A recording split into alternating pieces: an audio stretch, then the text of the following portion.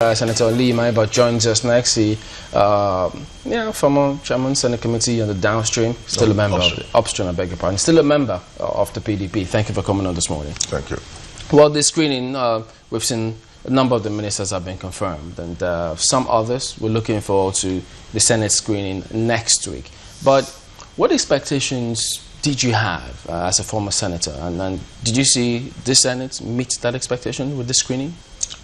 What you know, there is the screening is just like a ritual, and the Senate has a very serious difficulty in trying to produce good ministers for Nigeria over time, because number one, like in the practice, unlike the practice every other place in the world, nominees are sent to the Senate with portfolio.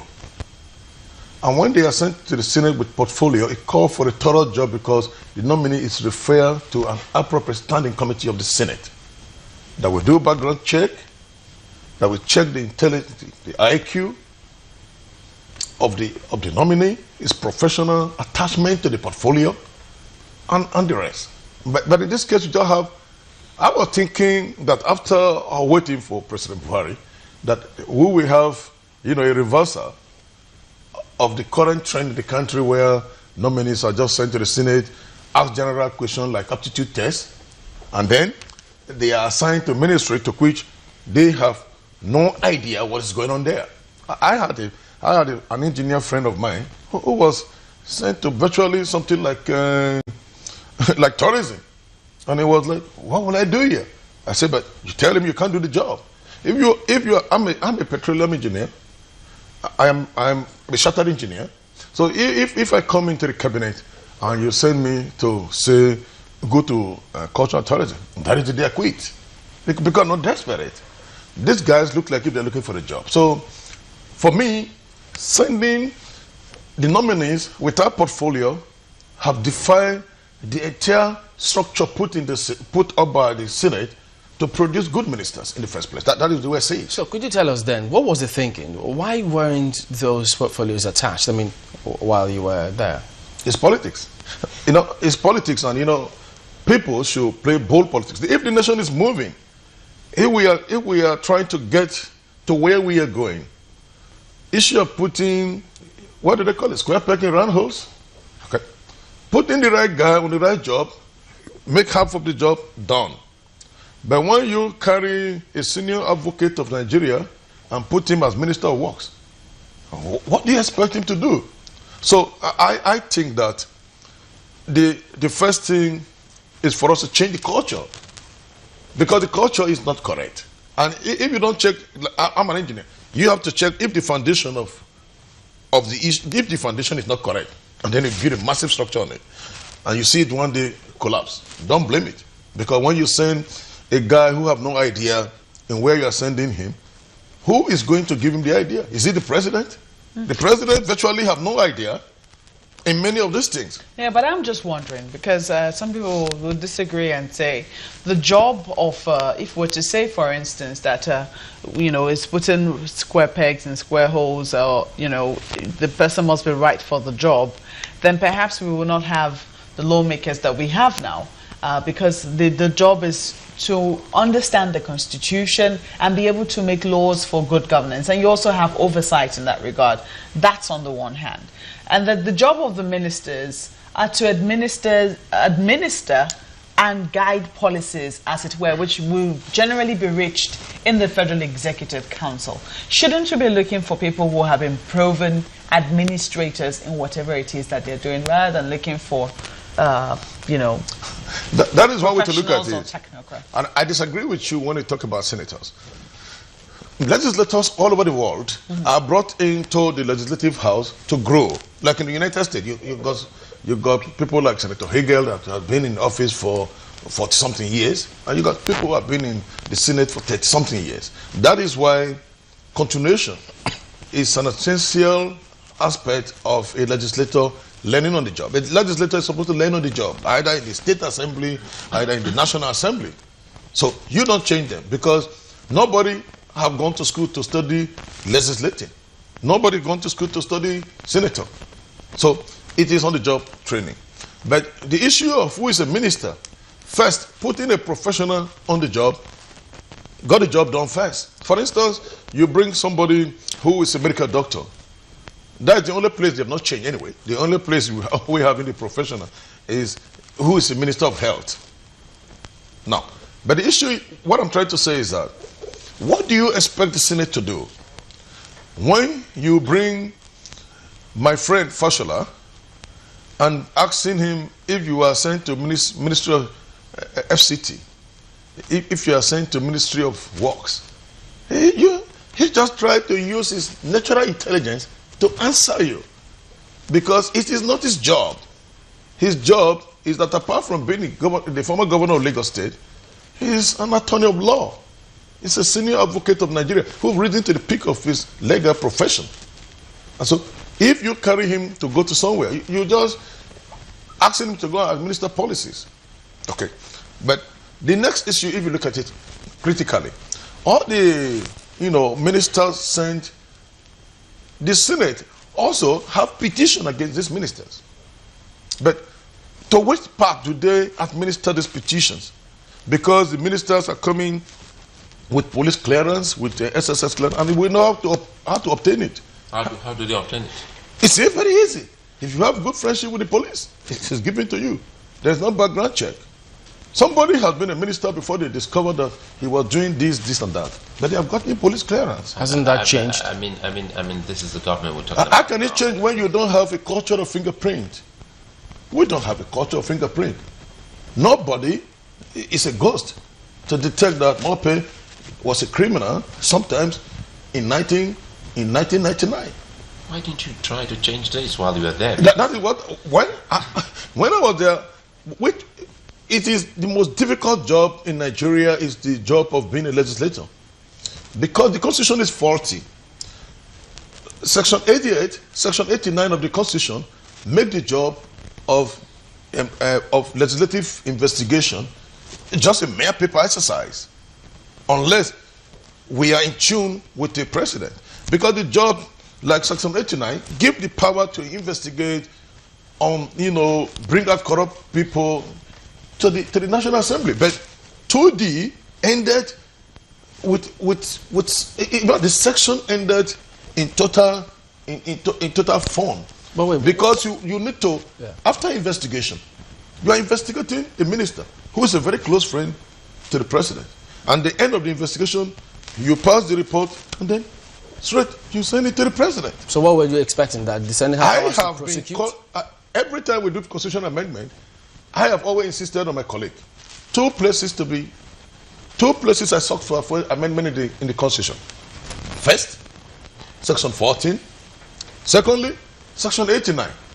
And we are in a better, because Section 14 deal with the principle of living in this country, where adequate shelter will be provided for everybody who needs shelter, where adequate care will be provided for the old. It talks about the privilege of a citizen, either is old or is young. Then Section 89, if you amend 2D to include, censorship, that if the National Assembly find a minister to have been corrupt after investigation, it is passed that the motion that the minister stand removed from office, and corruption is over. Because you cannot shield the legislators. They have been doing their job, they do it very well, but at the end, I have investigated, for instance, the Bonga, Shell Bonga, where we discovered that 1.6 billion was excess from what they submitted as cost. What do? The investigation report is submitted to the executive, was given to the minister, and it goes. That was a money saved for the nation, and Shell admitted before our committee that this money was excess. But it's gone. You know what I'm thinking? I think your argument for some Nigerians, they would disagree, to say you must be a professional and expert for you to be put in a particular ministry. For instance, senior advocates of Nigeria were lawyers, they're first lawyers, and you thought that they should be put in maybe in the justice ministry. But if you look at it in other parts of the world, that's not what we see there. We've seen people who are experts or professional in other professional fields being administrators. Even a case in point, hospital administrators in most parts of the world are not doctors. So why can't we have even someone like you, who is a petroleum engineer, head the Ministry of Health? Well, you know, everything depends. Every job you do for the government, one, the first thing is exposure. You've traveled around, you've seen what is obtainable. There is what we call standard. Standard is a measurement for progress. If you don't have standard, you cannot measure progress. If, for instance, Chamberlain have gone to Australia and he discovered that every Australian have basic free medical service. The idea of doing the national, for instance, the idea of doing the national health insurance scheme was like a social security in the health sector, a social intervention in the health sector to provide medical security. But what is the fund used for? A pregnant woman who goes to hospital is denied delivery because she couldn't pay money. She couldn't have a down payment. An accident victim, somebody does not have to pack money in his pocket when he's traveling. An accident victim rushed to an hospital, is refused treatment. That was the intervention. That was the purported or purposeful intervention of the National Health Insurance Scheme. The National Health Insurance Scheme has collapsed. We are not looking at it. And that is the worst corruption. Because the corruption that affects the National Health Insurance Scheme from doing those interventions for the poor Nigerians or for emergency cases have cost so much life. When corruption costs life, it is tied to system failure. For instance, as a senator, I was leading a campaign where we said corruption is a weapon of mass destruction. Because if you put money on a road and the road is not done and the vehicle drove into the pitch and some assault and you hear 16 people are dead, it's corruption that killed them. The corruption that the road was not well done. So who do we blame in that case? The minister or the box stuff at the president's table? Because the structure is not well done. You see, Chamberlain, when the framework is not well designed, everything fall off. And that is why when President Buhari come in and say, look, he's taking his time to appoint ministers. He wants to make sure the framework is done. I am praying and believing that the framework has been set up. But from what you saw on the screening, would you say that they did anything differently from what you've seen in the years before, even while you were in the Senate? Was anything done differently? Okay, people say, why are they asking them to take a bar and go? The ministerial nominees are not school children. For instance, you see, I anchor a lot of the screening on AIT. You'll see everybody is intelligent. There's nobody is a fool. To be nominated a minister, of course, the president has seen that he has some substance in you. And anybody who has a substance in him must be able to answer one or two questions. And the ability to pass through the screening is the ability to answer question 1, 2, 3. Unlike, for instance, like somebody like Bode Augustus in some years under Obasanjo, when he said, we asked him, can you recite the national anthem or the pledge? And he said, okay, my 6-year daughter in the house would have answered the question. And that refused, and that was the reason why it was not cleared. I'm very sure you're aware. He wasn't cleared, and it was gone because he was responding to it as if it's oral question or something, a very cheap question was asked him. Everybody can answer this question. But what I'm trying to say is that the senators are not oracles. The senators are not ghosts to know that Maeba is competent Minister of Finance, that Chamberlain is competent Minister of Works, because the thorough job in the Senate are done through standing committees.